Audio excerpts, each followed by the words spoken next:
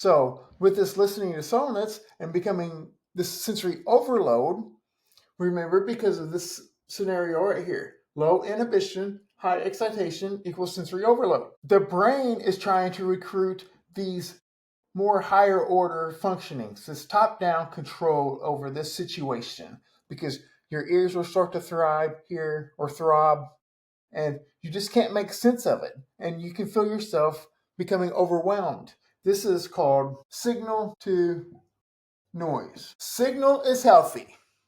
Noise is not healthy. You want to, the whole thing we're talking about over here is quieting the noise, filtering out the noise.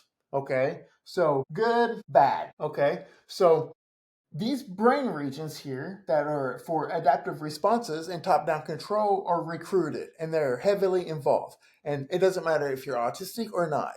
You can hook up, put the scalp fMRI on and measure brain waves, even in the typical. These areas will begin to heighten because it's trying to provide effort into quieting these areas right here. It's putting in effort into quieting this, and it becomes difficult, even for the typical. It's kind of compensating here. But because of the autistic phenotype being like this, there's even so much excitation here, and there's not enough parvalbumin interneuron, especially with this area right here, and the ACC and the anterior insula. The anterior insula is paying attention to bodily states. So as you're becoming overwhelmed, your heart rate will change. And so is your breathing, your depth and rate of your breathing. And that is being fed up to the posterior insula and the anterior insula right here. And to the ACC. Remember the ACC? It's measuring conflict monitoring. It's measuring error detection. It's signaling errors are happening. I'm becoming overwhelmed. What do I need to do? I need to do something. And the anterior insula is being hijacked by the bodily states.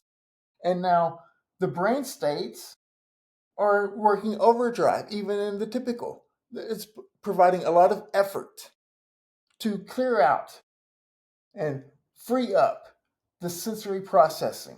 Okay. It becomes so much that emotional circuits are also being recruited because of, right, the brain or the brain states even and the bodily states. So remember that third role of the anterior insula is evaluating the environment. So it has three main data sources: brain, body, environment. And this thing is becoming overwhelmed. And so it's hijacking, it's allowing these processes to be hijacked. So the insula is a good friend and a very powerful enemy. This depends on who's leading the way here. Remember, we talk about who's leading the way. When we're adapting, when we're responding well to the environment, areas like the dorsolateral and the medial prefrontal will lead the way. It will orchestrate the circuitry needed in these lower areas here, instead of vice versa.